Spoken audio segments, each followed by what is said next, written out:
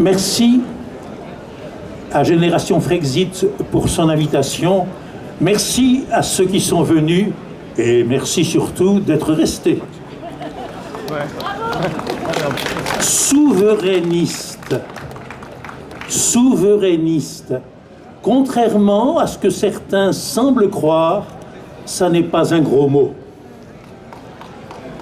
Souverainiste, de droite, de gauche ou d'ailleurs.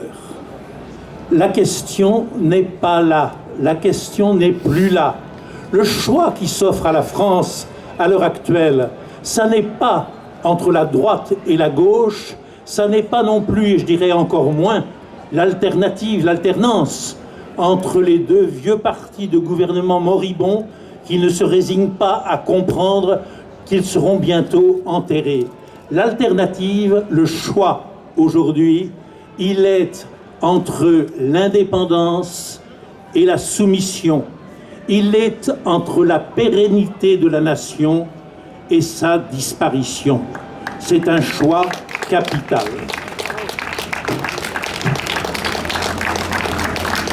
Si nous sommes ici, aujourd'hui, ensemble, venus de divers horizons, en ces lieux historiques, derrière le bâtiment qu'a bâti Louis XIV, dans le sous-sol duquel est enterré un grand homme, derrière, dans ce lieu historique, c'est pour commémorer un événement également historique, le référendum de 2005, du 29 mai 2005, et plus précisément encore, le non au référendum du 29 mai 2005.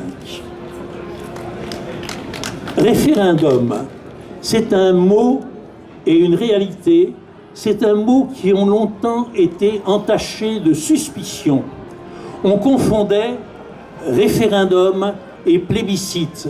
On croyait et l'on disait, au nom de la République, que le référendum, c'était quelque chose de bonapartiste, c'était l'adhésion à un homme, cela n'avait pas de sens. Il faut le dire, et il faut sur ce point rendre gré au général de Gaulle, qui a su réconcilier le référendum et la République, concilier le référendum et la démocratie. Pourquoi de Gaulle a-t-il recouru 5 fois au référendum? Pour 2 raisons.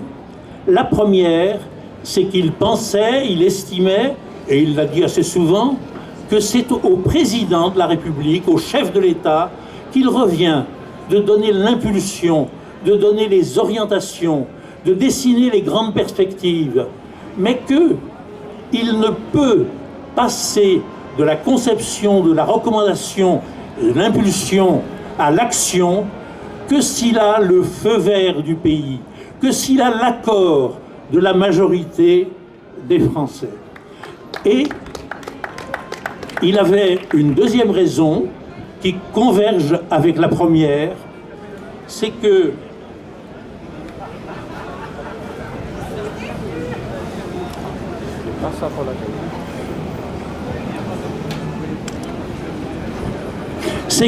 il pensait, excusez-moi j'ai eu du mal à me relire, c'est qu'il pensait qu'il faut absolument qu'il y ait une convergence, qu'il y ait une respiration de la démocratie, une consultation du peuple toutes les fois que c'est nécessaire, indépendamment des grandes élections locales, nationales, régulières.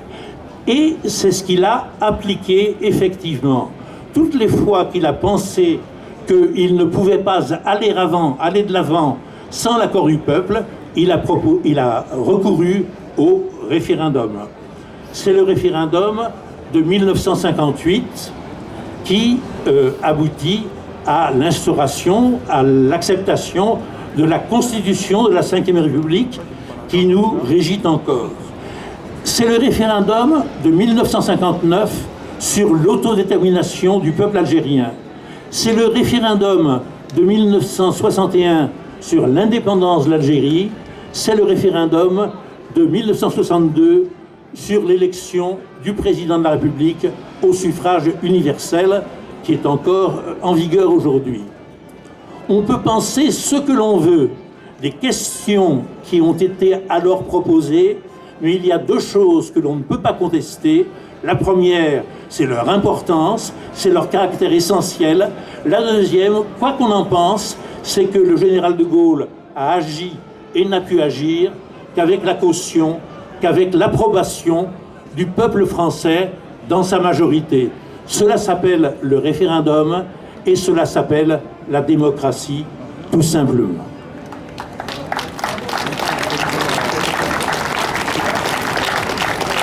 Or, le général de Gaulle s'était fait une règle à laquelle on avait peine à croire et qui était la suivante.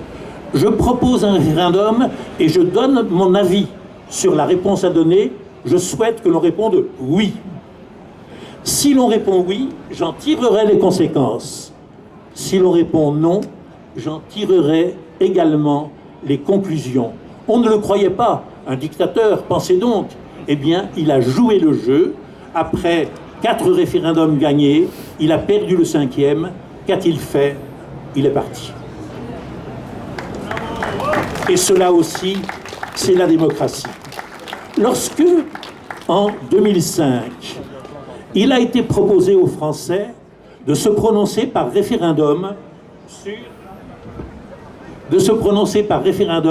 sur l'acceptation ou non d'un traité constitutionnel européen. L'apparence était la continuation de l'action du général de Gaulle. Et quoi de plus logique, puisque le président de l'époque, dont le nom m'échappe définitivement, m'échappera pour toujours, était censé être gaulliste. M. Chirac se disait gaulliste, comme l'a été son successeur. Et demander au peuple son avis, demander au peuple son accord, voilà qui est gaulliste. Seulement, il n'était peut-être pas entièrement sincère, il n'était peut-être pas entièrement démocrate ou entièrement républicain, car s'il avait posé cette question, comme il a été rappelé à plusieurs reprises tout à l'heure, c'est parce qu'il pensait que le oui était acquis. Il n'avait pas prévu le non. Un référendum, un sujet de référendum, un pacte constitutionnel concocté par l'ancien président de la République, Valéry Giscard d'Estaing, cautionné par le président de la République en fonction, Jacques Chirac, soutenu par le futur président de la République, Nicolas Sarkozy, c'était joué, c'était dans la poche, c'était gagné d'avance. Les grands partis de l'époque, les partis de gouvernement, les notables, les médias, le cercle de la raison, tous les gens sensés souhaitaient naturellement et pensaient acquise la victoire du oui. Et c'est ce qui ne s'est pas passé. Il y a eu un sursaut, il y a eu une révolte, il y a eu une réaction du peuple français tout entier que personne n'attendait, que personne n'avait prévu et qui semblait indiquer, avec le réveil du sentiment de la nation, des jours nouveaux.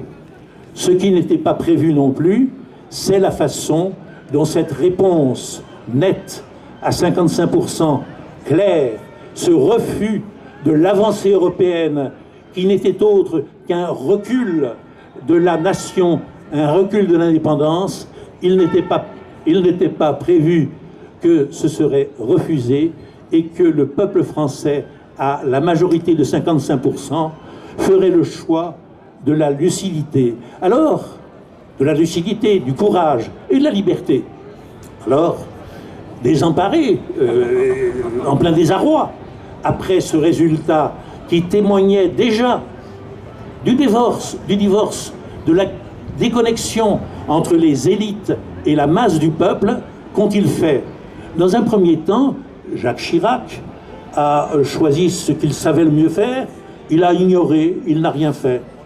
Jacques Chirac se disait gaulliste, il était un disciple de quelqu'un que tout le monde a oublié aujourd'hui, le docteur Queuille, dont vous savez est restée une formule célèbre, il n'est pas de problème que l'on ne puisse résoudre à condition de ne pas s'en occuper. Et donc Jacques Chirac a ignoré. Mais les milieux européens, mais les milieux médiatiques, mais le patronat, mais les patrons, les parrains de l'avancée européenne n'étaient pas satisfaits. Il fallait absolument contourner le nom du peuple français et l'instrument qu'ils ont trouvé pour le faire, c'est Nicolas Sarkozy, qui évidemment contraint par ses supporters, par ses soutiens, par ses amis, par ses parrains, à faire le choix de nier, de bafouer le vote du peuple français, s'en est acquitté. Il ne s'est pas contenté de contourner le résultat du référendum, il l'a nié, il l'a aboli, il l'a bafoué.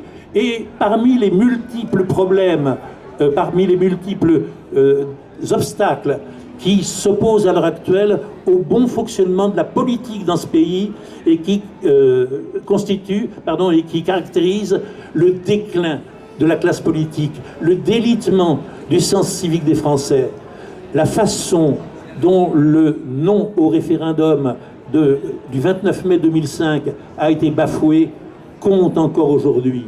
Quoi que l'on pense, même si chez certains c'est encore inconscient, c'est une plaie au flanc de la démocratie, c'est une blessure à la République qui n'a pas été cicatrisée, qui ne s'est pas fermée.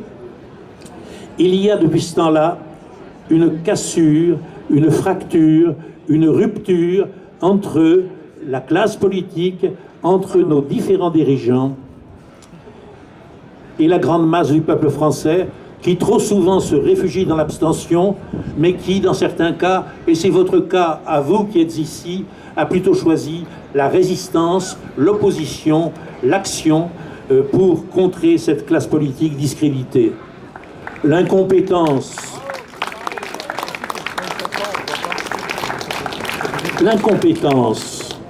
la corruption, la vassalisation, la médiocrité, c'est ce que l'on subit et c'est ce que l'on accepte.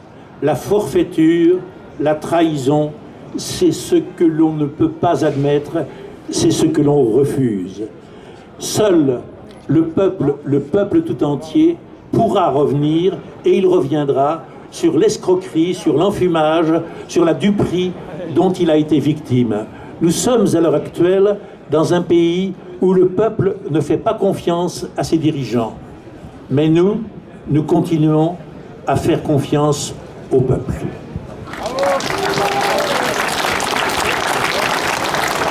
Merci. Merci Dominique Jamais pour cette démonstration et ces rappels historiques.